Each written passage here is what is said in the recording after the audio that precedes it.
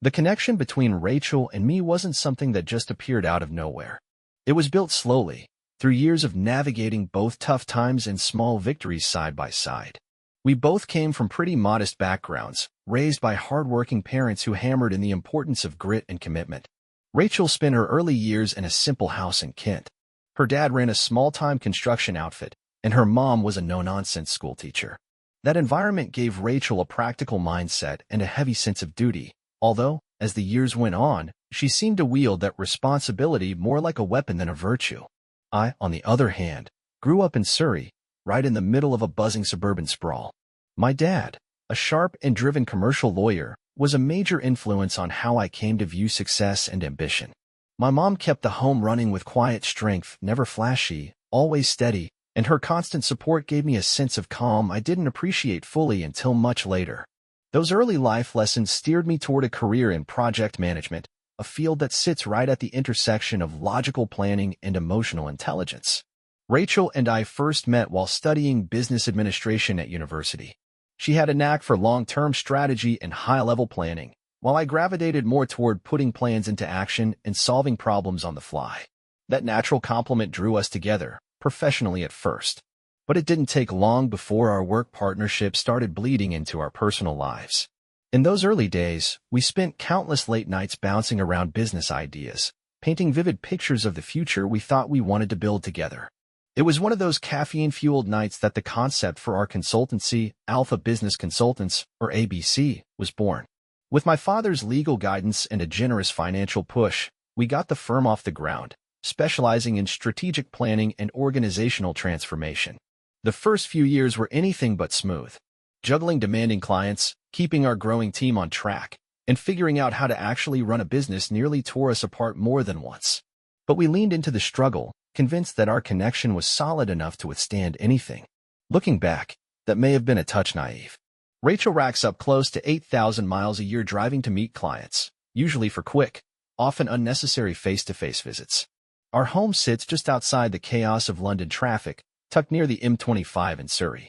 It's a peaceful enough spot, but even a quick drive along the M25 can feel like you've entered a time warp.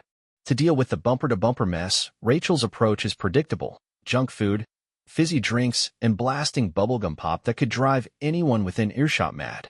She's obsessed with her flashy orange Volkswagen Beetle convertible, the latest model, of course, with a 2-liter engine, booming speakers, a black fabric top, and plush leather seats. It's a fun ride, sure, but she treats it more like a mobile trash bin. The inside is usually a graveyard of soda bottles, candy wrappers, and random junk. What always makes me chuckle is how she's got this sporty little car capable of cruising at 120 miles per hour, yet she spends 90% of her time either stuck in gridlock or crawling through congested routes. Her first car back in college was also a Beetle, back when she was still living with her folks.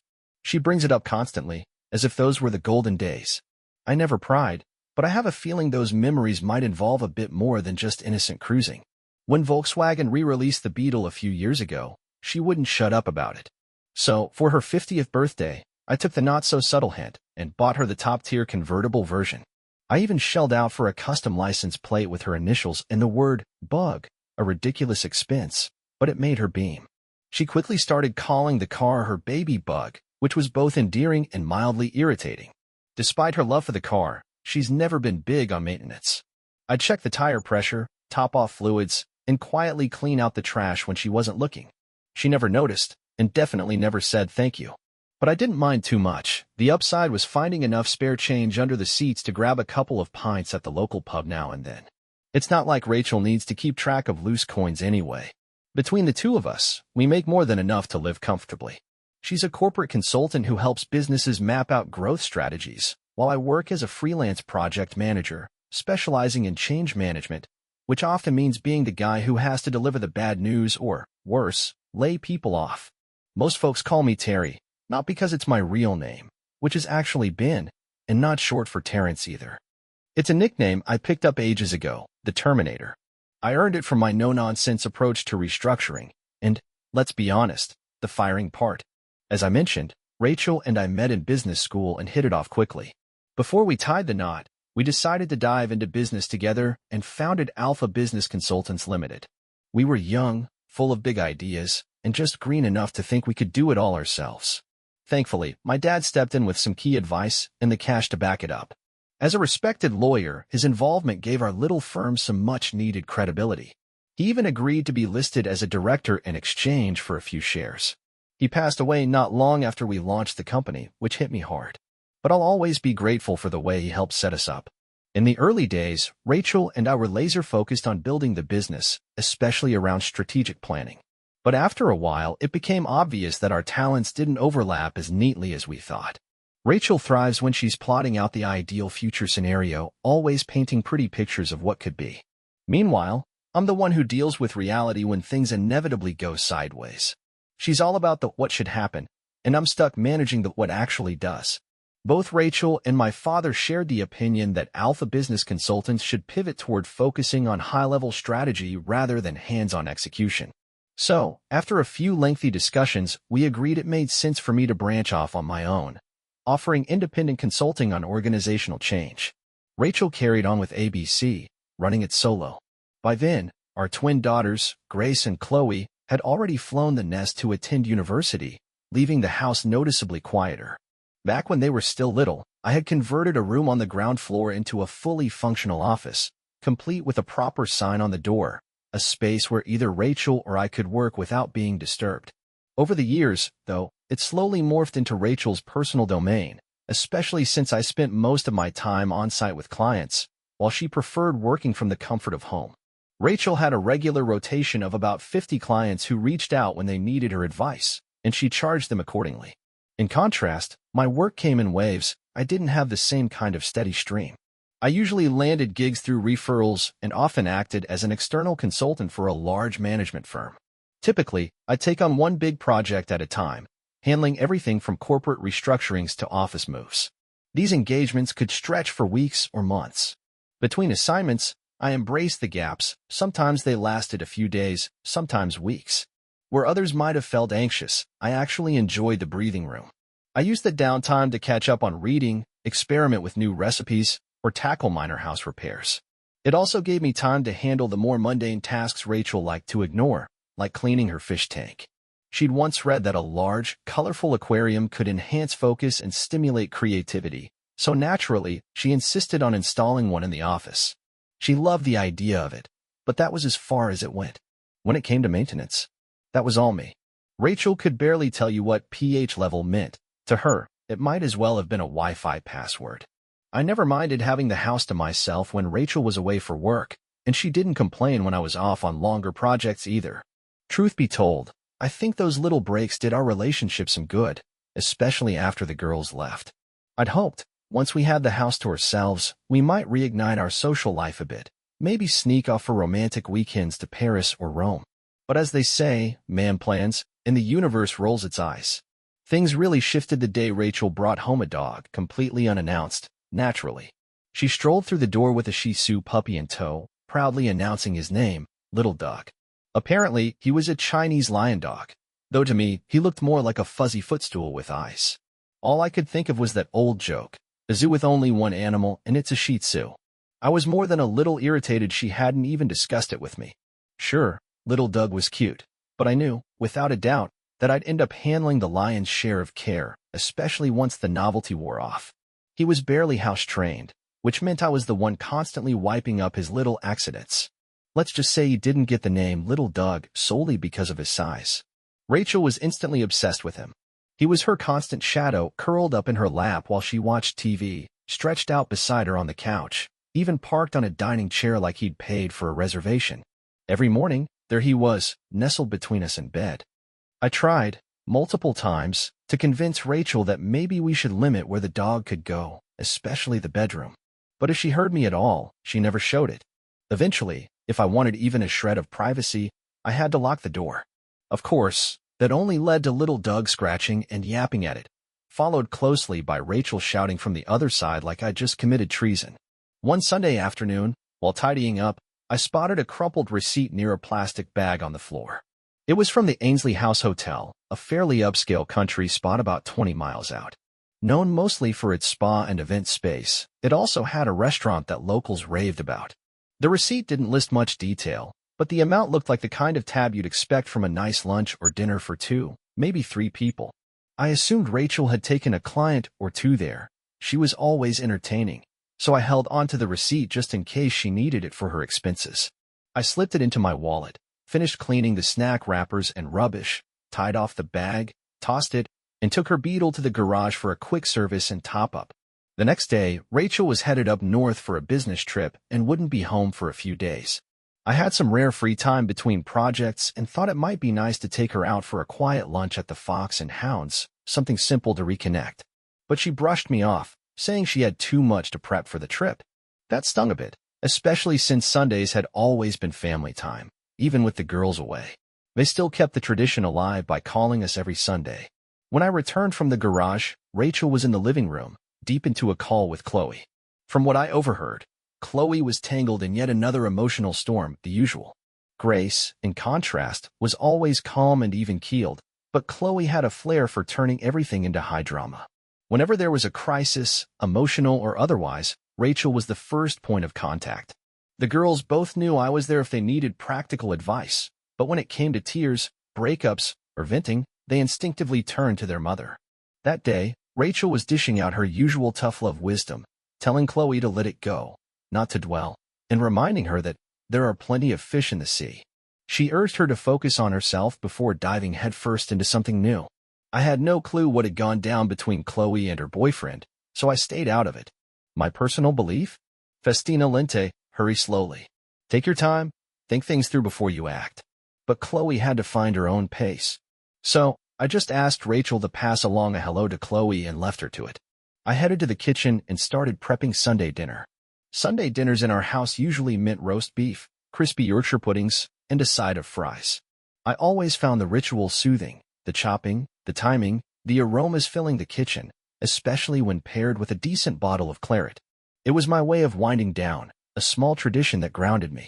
That evening, Rachel wasn't in the mood to talk much over dinner, though she did eventually share updates on the girls. Grace, as usual, was thriving, stable relationship, solid grades, and no drama. Chloe, on the other hand, had managed to stir up another mess. Apparently, her boyfriend had dumped her after catching her kissing someone else. Classic Chloe. I mentioned that maybe things could still be patched up if they gave it some time, though deep down, I doubted it, especially if she was already eyeing other prospects. Rachel's take? Good riddance. She figured Chloe should move on and just enjoy herself, like consequences were optional. After we ate, I took little Doug out for his nightly walk. Once he'd done his business, I knotted the little black bag and dropped it in the outdoor bin. Classy stuff. Really, nothing like sealing up dog crap to round off your Sunday evening. Rachel disappeared into her office to prep a client presentation, and I planted myself in front of the TV. After loading the dishwasher and straightening up a bit, I headed to bed. Sleep didn't come easy, something just felt off. I knew Rachel had stayed up longer than I had, tapping away on her laptop. But come morning, instead of waking up to my wife, I got a faceful of little Doug's revolting dog breath. Nothing says, rise and shine, like the stale stench of a Shih Tzu's morning emissions. I threw on some clothes, let him out for a quick bathroom break, and joined Rachel in the kitchen. Mornings were never our strength. Rachel's human functionality didn't kick in until she'd downed at least 2 espressos. We exchanged a few sleepy comments about the weather and sat waiting for the usual M25 madness to die down. After a quick peck on the cheek, she gave Doug a few affectionate pats and breezed out the door, hopping into the Beetle and vanishing down the lane. It wasn't until she left that I remembered the receipt I'd stashed in my wallet the day before, the one from Ainsley House Hotel. I figured I'd drop it on her desk in case she needed it, but then I noticed something odd, the timestamp on the receipt. 10:18 a.m. That wasn't lunch. That looked more like a checkout time. And considering it lined up with the morning after she supposedly left for her trip up north, it raised a red flag. Why would she check into a hotel just 20 miles from home on a business trip that hadn't even taken her that far yet? Curious, and with time to kill, I opened my calendar. Sure enough, I was supposed to be away that week too. Rachel had mentioned she'd be gone for several nights. So why did she stop at Ainsley House barely out the gate? If it was for work, she could have come back home. I could have picked her up. It just didn't add up. I sat there in her office, staring at the receipt, trying to piece it together. Nothing had seemed off recently. We were still intimate, still talked. Well, enough. So why the hotel? Was this a smoking gun, or was I inventing a problem where there wasn't one? The idea that she might be seeing someone else crept in slowly, like fog through a half-open window. I didn't want to believe it, but once the thought took hold, it wouldn't let go. On a whim, I picked up my phone and dialed the hotel number printed at the bottom of the receipt. A woman answered, sounding pleasant and professional. I asked if she could connect me to Mrs. Rachel Whitmore. "I'm sorry, sir," she replied, "but Mrs. Whitmore hasn't checked in yet." For a moment, relief washed over me. Maybe I was overreacting. But then she added, "Check-in isn't until noon, and it's only 10:30 right now. Would you like me to leave her a message?" I nearly said, "Sure. Tell her husband's wondering why she's shacking up in a hotel while claiming to be stuck on the M25. But I held my tongue. That wouldn't get me any closer to the truth. Instead, I thanked her, hung up, and made myself another cup of coffee, something stronger than curiosity, but not yet panic. Sitting and waiting wasn't going to cut it. I needed answers, or at least clues. So, after making sure little Doug was outside with a cozy spot in the garden, I grabbed my keys and drove to Ainsley House Hotel. By the time I pulled into the lot, it was just before noon. And there it was, the vibrant orange Beetle, parked neatly in one of the front spaces. Rachel had clearly already checked in. I parked a few rows away, heart thudding, and dialed her number. She picked up immediately. "Hey, Terry. How's it going?" she chirped. "I heard there was a big accident on the M25. I just wanted to make sure you were okay." I tried to keep my voice steady. "Traffic's been a little slow, but I didn't catch any news about an accident." "Oh, really?" she replied casually. "It was on the radio. You probably missed it. I'm just passing Watford now." "Thanks for checking in," I said evenly. "Okay, call me when you get there," she said, then hung up. I stared at the phone for a long second. Watford. She was already at the hotel. Her car was sitting right there. Was this just a clumsy lie, or was something more calculated going on? Determined to know more, I walked through the hotel lobby, scanning for her in the lounge or dining area. If I didn't find her in public spaces, I planned to call her room and ask to speak face-to-face. As I passed the lobby bulletin board, something caught my eye, a printed schedule of the day's events. Mondays were usually quiet, but one listing stood out. A private event scheduled at the Spa and Fitness Center at 7 p.m. Private? At a spa? The wording made my skin prickle. What kind of private function was hosted at a spa on a Monday night? I headed over to the front desk and casually inquired about the event. The receptionist stiffened, smiled politely, and gave me the default answer. "I'm sorry, sir, but we can't disclose information about private bookings." Translation: none of your business. Not getting far there, I wandered into the lobby bar and ordered a coffee. The bartender was younger, more relaxed, and after a bit of small talk, I casually dropped the question about the spa event. He leaned in a little, lowered his voice, and gave me a sly smile. "Yeah," he said, "you could say it's a nudist group, but that's not all they are." Turns out, it wasn't just some one-off event. The bartender explained it was actually a well-known gathering, hosted by a local group of couples involved in open relationships, a regular fixture at the hotel. I nearly choked on my coffee when he said it. "Seriously?" I managed to ask, trying to keep my face from betraying the shock and dread churning in my stomach. He nodded casually. "Yeah, if you're curious, look up the Bottoms Up Club. It's not exactly a secret around here." I stared at him, silent for a moment, trying to process what he'd just said. This wasn't the direction I'd expected things to go. Not even close. I had the uneasy feeling I was stepping into a world I never knew existed, or worse, one Rachel had been keeping secret from me. Trying to keep it together, I pulled out my phone, connected to the hotel's Wi-Fi, and did a quick search. The Bottoms Up Club popped up immediately. Their website was slick and surprisingly detailed. Membership cost £20 a year. To attend events, you had to register and agree to their terms. The event listed for that evening was called the Mellow Monday Mix and Pick. Single men paid £49 for entry. It started at 7 p.m., held right there in the hotel's spa. The dress code? Masks optional. Privacy? Highly emphasized. By the time I scrolled through the details, I was all but convinced. Rachel wasn't here for business. She was here for this. And, if I was being honest with myself, she seemed like exactly the kind of person who would be into this sort of thing. Something secretive, ego-stroking, and thrilling, all behind my back. I didn't want to believe it, but I had to know. As hard as it was to imagine seeing my wife in that environment, tangled up with strangers, I knew I needed proof, not just suspicion. Whether for a future divorce or for my own sanity, I had to see it with my own eyes. Waiting around in the lobby, hoping she'd walk past, wasn't going to cut it. So I drained my coffee, stepped outside, and made a call to the number listed on the club's website. A pleasant woman answered. She kindly walked me through the entry process. All I needed was ID. She reassured me that all personal information was confidential and told me I could purchase masks and other supplies at the door. Transactions wouldn't show the club's name, just SJB services. When I got back home, I checked in on little Doug, gave him his dinner, and then changed into something that wouldn't stand out too much, simple, neat, clean.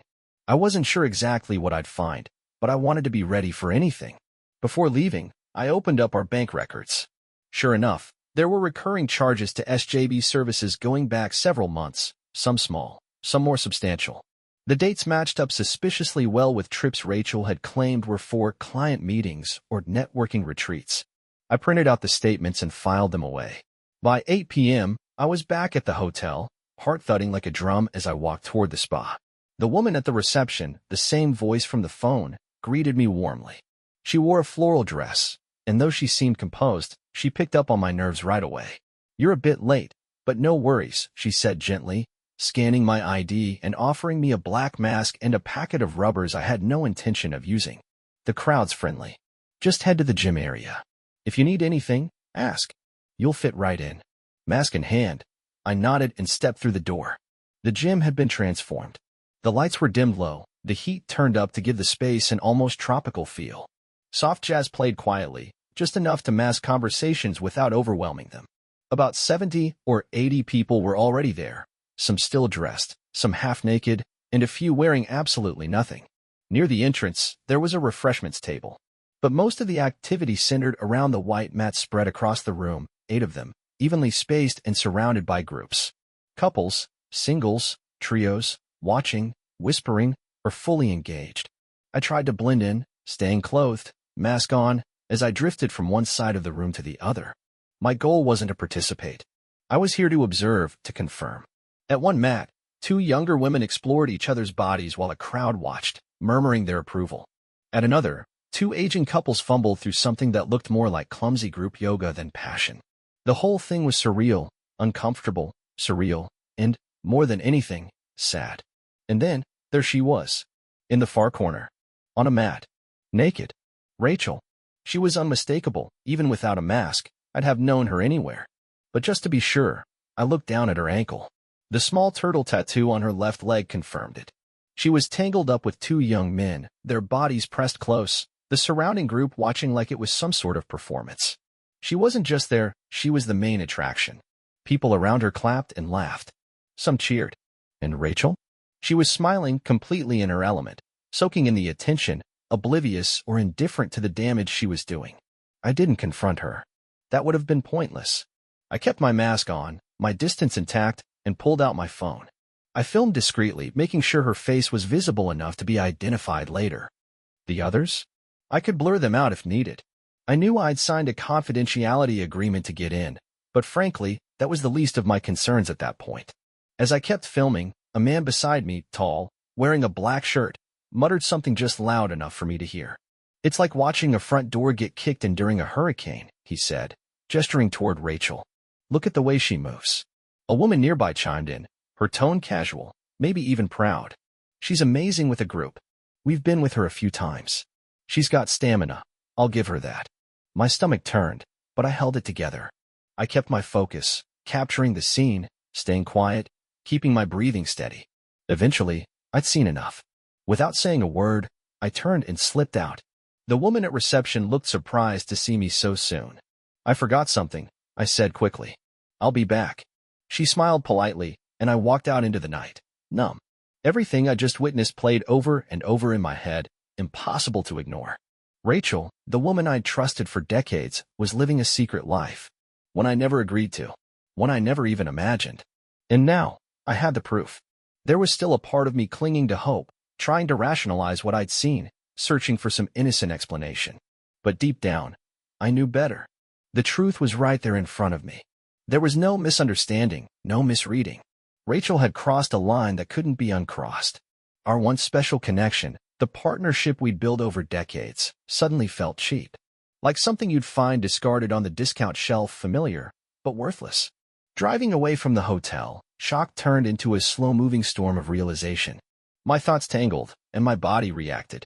A wave of nausea gripped me, all creeping up like I'd just eaten something rotten. My stomach churned and hollowed, and I had to pull over, just to breathe. For a while, I sat there in silence, letting the weight of it settle.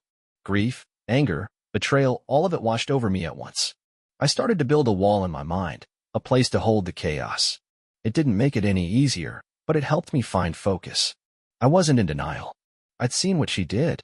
She wasn't just entertaining flirtation or indulging in fantasies, she'd been actively cheating, and not in some quiet, one-time slip. This was deliberate, consensual, repeated. I felt rage boil up, but instead of exploding, I made a decision. I would take action. No more spiraling through what-ifs. No more waiting for her to offer half-truths. It was time to take control. By the time I pulled into our driveway, I'd already started mapping out my next moves. I couldn't change what she'd done, but I could decide how I was going to respond. I wouldn't be dragged behind her choices. I'd steer my own. That night, I took little Doug for a short walk, trying to shake the edge off. When we got back, I poured myself a stiff drink, then another. Sleep didn't come easy. My mind raced. I tossed, turned, and woke up the next morning feeling like I'd been hit by a bus. Still, I got up. I had a plan. Doug and I were headed to Cornwall, the distant toe of England, where the land gives way to sea. I always thought of it as a place for reflection, a far-flung corner with clean air and rough coastline. These days, most of the old fishing cottages had been snapped up by wealthy retirees. The fishermen were gone, replaced by people like the Beeges, an elderly couple who spent their days walking dogs and talking about the weather. At one point, I considered heading to Belgium, but Doug didn't have a microchip or a pet passport. And honestly, that worked in my favor. He couldn't be tracked. He was a ghost now, just like I needed him to be. Besides, Cornwall was farther than Brussels, and that distance mattered. The drive to Newquay took more than 5 hours. I stopped once along the way to let Doug stretch his legs. When we arrived, I brought him to a local animal shelter. At the front desk, I calmly said I'd found him wandering the streets.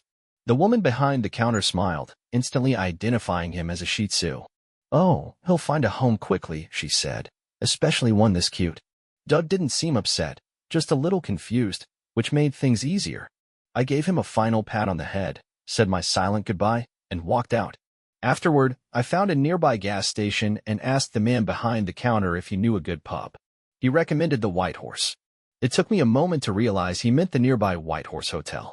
I went there and sat down in a quiet corner, nursing a pint and picking at a plowman's lunch. While I ate, I pulled out my phone and called Colin Fletcher, a senior partner at a big consultancy in Surrey. We'd known each other for years. In the early days of ABC, Colin had been a bit of a snake in the grass, charming, well-connected, but always calculating. He once offered Rachel and me a flashy job, clearly hoping we'd shut down our company and come work under him, only to be discarded later. We turned him down, of course. Still, we kept up the occasional contact, nods across a room at conferences, a quick pint at networking events. He always acted like he valued my opinion. Whether he meant it or not didn't matter anymore. Despite how last minute it was, Colin agreed to meet the next day. That alone gave me a sense of traction, something solid I could move toward. I got back to Surrey that evening, drained. I planned to call Rachel and tell her what I'd done with little Doug, not the truth, but something close enough to sting. Before I could even make the call, my phone rang. "Hi, Rachel," I answered, trying to sound normal. "I was just about to ring you. I've got bad news." I took a breath. Little Doug somehow slipped out of the garden this morning and got hit by a truck. Dead silence on the other end. Then a gasp. "What? Oh my God. Is he okay?" I kept my voice flat but steady. "No. He's gone." A passerby said he ran under the gate and straight into the road. The truck didn't stop. I didn't even have a chance to get to him. Rachel broke down instantly, sobbing through the phone, rambling about how much she loved him, how devastated she was. I let her talk. I let her cry. And yes, a part of me felt grimly satisfied. There had been a moment, I'll admit, when I considered ending things for Doug myself, putting him down, permanently. But I couldn't. He wasn't a monster. He was just a dog. The real damage wasn't his doing. And that's what gave me peace, knowing he wasn't dead at all. He was alive and well, curled up somewhere in Cornwall, far away from her. She'd never know. And she'd never stop mourning. To really twist the knife, I offered to buy a small headstone for the grave. Rachel broke down again, the sobs louder, more ragged. I ended the call gently. She'd be crying for hours. And I felt something I hadn't in days control. The next day, I met with Colin. Our conversation was direct. I explained my situation and what I needed. Colin didn't flinch. He said his team would draw up a formal proposal with a lawyer reviewing the details. He seemed confident that we could move quickly, exactly what I needed. On the way home, I stopped by a real estate office to get an updated estimate on the house. The number they gave me surprised me, higher than I expected. Considerably so. Rachel and I had talked about retirement before, even joked about renting out the house someday and using the income to travel. The girls were on board with that plan, too, as long as we didn't sell. But now, everything had changed. I wasn't holding on to some dream anymore. I didn't call Rachel that night, even though I was sure she'd be waiting for an update. I had nothing more to say, not yet. I didn't bother calling Rachel that night, even though I knew she'd be anxiously waiting to hear how I was coping with the tragedy of little Doug's supposed demise. I'd considered it, maybe to play the part, toss her a few crumbs of sympathy, but I wasn't in the mood to fake empathy. Let her grieve alone. She'd be back soon anyway. She'd claimed to be near Manchester, but honestly, who could say? I didn't really care. For the first time in a long while, her location wasn't my concern. What was significant and oddly satisfying was that I finally managed to sleep. Really sleep. Peacefully. No guilt, no tossing, no tension in my chest. Just a few solid hours of rest that felt, frankly, well-earned. The next morning, I had a brief moment where I forgot what had happened. I wondered where little Doug was, why I hadn't heard his nails clicking on the floor. Then it hit me again. He was gone. And with that came a strange wave of relief. No more feeding. No more early walks. No more stepping in his messes. But that sense of lightness didn't last long, not when there were far bigger issues looming. It was time to address the main event. In England, divorce lawyers go by the gentler name of family solicitors. Doesn't make the process any easier. I didn't want someone local, so I booked an appointment in Dorking, mostly because the name made me smirk, and it wasn't far from where I was staying. I had some time to kill before the meeting, so I filled the afternoon with distractions. I browsed personalized license plates for no real reason, wandered into a jewelry store without buying anything, and picked up groceries I didn't need. I even took a few business calls, trying to act like my life wasn't coming apart at the seams. By the time I walked into the solicitor's office, I felt worn out. It was surreal, sitting in a waiting room and preparing to talk about dismantling my marriage like it was a business deal. The receptionist noticed my tension and offered me coffee, making polite conversation while I filled out the intake forms. The solicitor herself was a calm, middle-aged woman, composed, efficient. She listened carefully while I laid everything out. When I'd finished, she offered measured advice. Don't rush, take time to reflect. For a split second, I wondered if she was trying to drag things out to rack up more hours, but I let the thought go. Solicitors are rarely in a hurry to resolve anything, not when billing by the hour. I mentioned that the petition could be withdrawn later if needed, though in truth, I had no intention of doing that. We went over my options, and by the end of the meeting, we agreed to proceed, grounds, infidelity. It was the cleanest route forward. That evening, when Rachel returned home, I'd already made up my mind. I wasn't lifting a finger for her. Instead, I cooked one of my favorite meals, a fiery beef curry I knew she despised. The smell alone would make her grimace. Perfect. While I dug in with a cold bottle of Scottish craft beer, she picked at toast.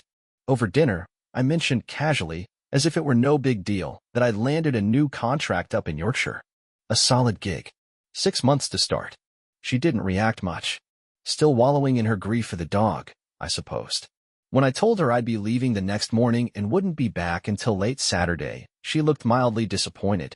I offered her a hug after dinner, mostly for appearance's sake, and we sat on the sofa, half watching some forgettable program. She cried softly about little Doug while I sat beside her, my curry breath mixing with ale. The Yorkshire job was already sealed by the time I arrived. The deal had been finalized over the phone. Paperwork was waiting.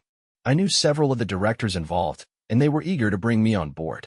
The contract included full relocation support, 2 weeks of hotel stay, half the rent on a new place, everything I needed to start fresh. I checked into the hotel feeling focused. That night, I was ready to enjoy a pint or two and wind down. But, of course, Rachel called. She wanted to break the news gently. Our fish tank had become a graveyard. I tried everything, she said solemnly, especially after losing Little Duck. I just couldn't save them. I kept my tone neutral. It's probably too late to do anything now, I replied. Just leave the tank. I'll sort it when I'm back. I had stopped feeding the fish days ago. It hadn't been out of malice. I just stopped caring. Saturday was a quick stop back at home. I arrived early, planning to head back to Yorkshire the next day. Rachel kept herself busy, shopping, cooking dinner, and I stayed out of her way. I had paperwork to sort, numbers to crunch. We spent the evening quietly, sharing a bottle of wine in front of the TV. Neither of us had the energy for real conversation, let alone intimacy. To my surprise, I slept well again. Deep sleep. Uninterrupted. When I woke, something had shifted. The initial shock that had clung to me all week was gone, replaced by a calm sort of resolve. I didn't feel normal, but I didn't feel broken either. It was like my mind had finally accepted the new landscape and started plotting a path forward. After lunch, I packed up the car, gave Rachel a quick goodbye kiss, and drove off. A few days later, she was served the divorce papers. She didn't see it coming. Of course she didn't. I knew the exact time they'd arrive and made sure my phone was off. It wasn't meant to be cruel. I just didn't want the noise. I wanted a few hours of peace without her voice buzzing in my ear. That evening, after work, I turned my phone back on. The screen lit up with messages and voicemails. The common thread? Shock. Anger. Confusion. I called her back without hesitation. What the hell is going on, Terry? She snapped. Straight to the point. I didn't flinch. That's exactly what I've been asking myself, Rachel, I said calmly. But it all started about a week ago. I don't know what you think you're doing, but it needs to stop, Rachel said, her voice tight, trying to hold onto some illusion of control. This has gone way past being funny. It's almost like you're reading from my script, Rachel, I replied, calm but cold. What's that supposed to mean? She asked, genuinely puzzled. I mean, there was a point when I started wondering what you were really up to, I told her. But now? Now it doesn't matter. We're already too far past that line. And yeah, you're right. It stopped being a joke a long time ago. Her voice faltered. Are you talking about the Ainsley House Hotel? And the Bottoms Up Club? Silence followed, long and heavy. Then a sigh, slow, defeated. I'm sorry, Terry, she said softly. I don't even know what to say. I never thought you'd find out. I kept my tone even. Well, Rachel, what you don't know can't hurt you, right? She let out a shaky breath. Well, now I do know, she said. And now it hurts, I replied. There was a pause. We both sat in that space between truth and fallout, the space where marriages collapse. We need to talk about this, she said eventually. But not like this. Not over the phone. Can you come home on Friday? I doubt a conversation's going to change much, I said. But I'll be home Saturday. I have to be back in Yorkshire by Sunday night. When I arrived that Saturday afternoon, she looked anxious. Her eyes were puffy. I didn't unpack. I wasn't staying long. I intended to sleep in the guest room, neutral territory. I wasn't going to gamble on how the evening would play out. In typical British fashion, she made tea. Because apparently, there's nothing scandal and betrayal can't be softened with, save perhaps a proper cuppa. She handed me a mug and sat me down in the living room, fingers wrapped tightly around hers like it was holding her together. This is all my fault, she started. I have to say that first. I know it's on me. I said nothing. Just waited. I gave in to temptation, she went on. The club. I didn't plan on it. I stumbled across it online, just out of curiosity. You were away on a project, and I was bored. Lonely. The first time I went, I wore a mask. I was terrified. I told myself I'd just watch. She looked down at her hands. And I did. At first. I just watched. It was like theater. Everyone seemed so free. But eventually, people started approaching me, and I didn't say no. After that first time, it was easier. And honestly, it felt safe. Weirdly safe. The people there were kind. Non-judgmental. I kept going back. I stayed silent, letting her talk. She wasn't finished. I liked it, she said. I like watching. I like being watched. And the sex, it wasn't about love. It was just fun. Light. It didn't mean anything. That's why I didn't think it mattered. She looked at me expectantly, bracing for a reaction. After a moment, I said, I agree with you. Her expression softened. Relief washed across her face. I agree, I continued. Sex, in the right context, can be just fun. Between consenting adults, it's not my place to judge. She smiled, thinking she'd found some common ground. I sipped my tea slowly, letting her have that moment before taking it away. But Rachel, I added, you're mistaken if you think this is something I can ignore. I've already seen far more than I ever wanted to ignore. Her smile cracked. What do you mean? She asked, her voice shaky. I know about the payments, I said. To the hotel. To the club. Her face froze. Are you saying you saw me there? I nodded slightly. 2 weeks ago. Around 8 p.m. You were with 2 younger men. A couple of folks nearby recognized you. Told me you're something of a regular. Said you like being center stage. She gasped. A hand went to her mouth. Oh my God. I didn't know. I can't believe you saw that. Terry, I'm so sorry. I didn't think you'd ever find out. No, Rachel. I don't think you wanted me to find out. That's part of what made it so thrilling for you, the secret. The risk. I never loved anyone else, she said quickly. It was just excitement, Terry. It wasn't about love.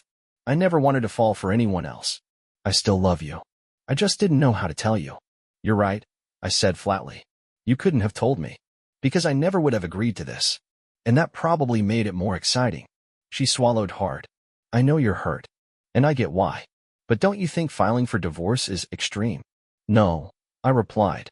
Not considering everything. You chose this. You betrayed me. And I can't live with that. I want a divorce. Her shoulders sank. Can we at least think about what it means? What it'll do to the family? To the girls? Let's just take a beat and consider the bigger picture. I am considering the bigger picture, I said. We can take some time if that's what you need. But I don't expect anything to change my mind. I left her sitting there, staring into her cup of tea, and walked out to the Fox and Hounds for a drink. It had never been my favorite pub, too pretentious, filled with smug middle-aged professionals who always made me feel like I didn't belong. Still, a pint of watery southern ale beat sitting across from Rachel, pretending we were okay. I sat in the corner, sipping the lukewarm drink, thinking through my next move. When I got home, Rachel was already starting dinner. I didn't bother unpacking. Just dropped my bag in the guest room, grabbed the few things I needed from our bedroom, and said nothing. Over dinner, she chatted mostly about the girls. Chloe, apparently, had taken Rachel's advice and was now actively hunting for someone to replace her ex. Her ex, it turns out, had left her for her best friend. I raised an eyebrow. Best friend? As in? Her BFF, Rachel explained. I blinked. Right. And that means? She smiled thinly. Best friend. Forever. I nodded, chewing my food. Guess the forever part didn't age well. Rachel explained, with just a hint of forced patience, that BFF stood for best friend forever. I nodded, though I doubted the forever part would hold much weight. Friendships built on betrayal don't usually last. I always thought you were my best friend, I said simply. She picked up on the distance in my voice. I wasn't being cruel, but I wasn't making any effort to hide the change either. Maybe she took my calmness for forgiveness. Maybe she assumed our conversation had somehow stitched things back together. If she did, she was mistaken. I had no intention of correcting her. Sunday morning, I was up early. Quietly. I made a few slices of toast, brewed some strong coffee, packed my bag, and slipped out the door. Before leaving, I double-checked the car, made sure I hadn't left anything of hers behind, including some old business files that had been shoved into the back seat. I was just passing Watford when my phone rang. Where are you? Rachel asked. Did you take the Beetle to the garage? Nope, I said. Took the little bug. I'm on my way back to Yorkshire. What? Why didn't you say goodbye? And why take my car? I just felt like it, I replied. You were still asleep. There was a long pause. I imagined her sitting up in bed, blinking through confusion. I don't understand, she finally said. What am I supposed to do without the Beetle? You've got other cars, I said. You'll manage. Just don't mess up the bug. By the next day, I traded the orange Beetle in for a sleek red Mazda MX-5 convertible. Used the Beetle as partial payment, but held onto the personalized plates. I took care of the paperwork that same afternoon and posted the plates online, hoping to unload them for a decent sum. A week later, she called, and she was livid. How am I supposed to get my car back? She barked. I sold it, I replied, flatly. You what? She yelled. You sold it. That's my car. Actually, I said calmly, it's not. Registration's in my name. Always has been. This isn't fair, Terry. Maybe not, I said. But then again, you could say I gave it to you once. Taking it back? Not so different from what you did to me. Oh, don't be petty, Terry, she snapped. This isn't the same thing. No. I asked. You sure about that? There was a moment of silence, then her voice softened slightly. Fine. I get it. If you just stop all this and come home, we can work it out. I didn't answer right away. Then, evenly, I said, I'll come back when I'm ready. For the next several days, she called nonstop. Every call was some version of the same speech, asking me to come back to Surrey, to sit down, to talk, to sort things out. I didn't argue. I just didn't comply. Then, one day, the tone changed. She'd just found out I'd sold my shares in ABC. You had no right to do that without telling me, she screamed down the phone. I'm your business partner, Terry. You can't make decisions like that alone. They're fair questions, I said calmly. And I get why you're furious. But I didn't need your permission to sell my shares, just like you didn't ask mine before you started sleeping with strangers. She was silent, seething. What's done is done, Rachel, I said. You'll have to live with it. You're a damn fool, she muttered before hanging up. A few days later, the real panic set in. She called again, breathless and angry. The weight of what I'd done had finally landed. When we started ABC, we each owned 50% of the company, she shouted. How could you do this? What you didn't know, I replied, was that I inherited my father's shares after he passed. That gave me 51%. I could almost hear the blood drain from her face. The new majority owners, Colin Fletcher and his firm, had already frozen the company's accounts and were moving toward a full takeover. Rachel called again, panicked, unraveling. Do you have any idea what you've done? She cried. ABC had over £200,000 in reserves. That's our money. It's gone now. You've destroyed everything. Sorry, Rachel, I said, cutting her off. But look on the bright side. You still have a job. There was a sharp breath, a pause, then the unmistakable sound of her breaking down. Heavy sobs, then the call dropped. I think that's when it finally sank in, that the deal I made with Colin wasn't just a spite play. It was strategic. I negotiated a full buyout for my 51% share, at twice the average turnover from the past 5 years, plus the equivalent of the company's current cash reserve. Colin wasn't stupid. He agreed to keep Rachel on board for appearances, a 2-year consulting contract, decent base salary, and performance bonuses. It was good optics. ABC still needed its familiar face. Even if that face had become a personal liability, the sale of our house became the next hurdle. In England, real estate isn't as simple as listing, selling, and walking away. Property sales are tangled up in chains. If one buyer backs out, it can collapse the entire chain. Our initial offer was promising, but it was part of a complicated sequence. Then, the day after everything was signed, a better, unconditional offer came in. We accepted it without blinking. I think, for once, Rachel was grateful something went right. The house was sold to a company called Max Payne Associates, a name that meant nothing to Rachel. She never knew the buyer's real identity. That was intentional. I saw it as a smart investment. The location was prime, and I planned to rent it out for passive income. Now based in Yorkshire, working steadily as a consultant, I hadn't heard from Rachel in weeks, until she called out of the blue. Have you seen my wedding dress? She asked. The question caught me off guard. Grace and her fiancé are getting married, she explained, and she wanted to wear my dress. I think it might have gotten packed in with your things when we separated. I didn't hesitate. Sorry, Rachel. I haven't seen it. That was true, in a way. I always tried to be honest. But honestly, I'd taken the dress and sold it to a boutique owner up here in Yorkshire. She ran a small shop, specialized in vintage bridal wear. The woman was thrilled to have it, said it had real character. So no, Rachel, I didn't have your dress. But someone up north did, and they appreciated it more than you ever appreciated what we had.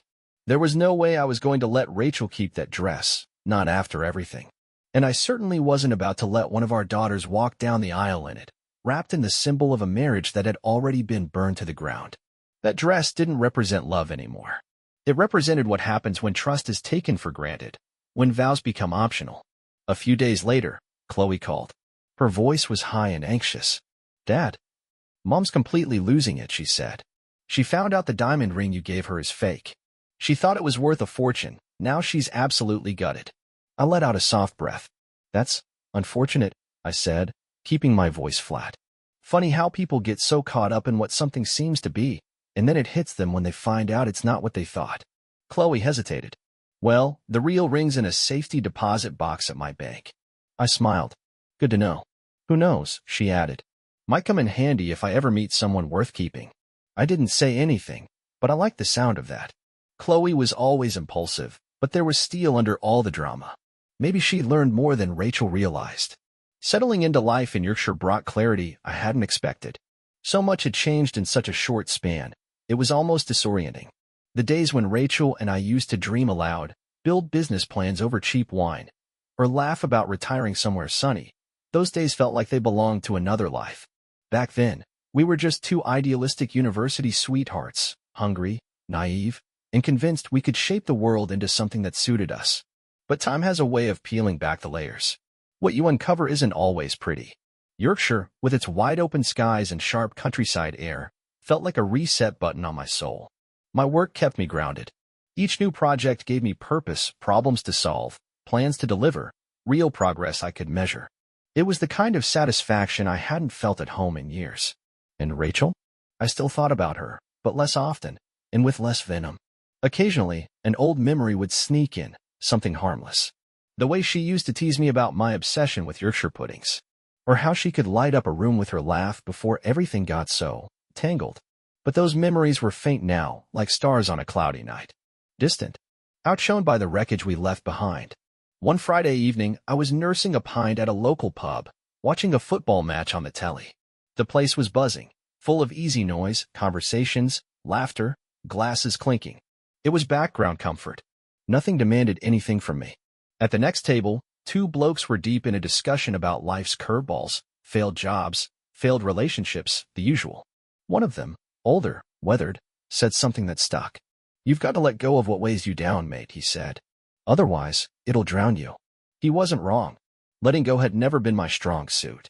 I was a fixer by nature, a man who believed most things could be salvaged if you worked hard enough.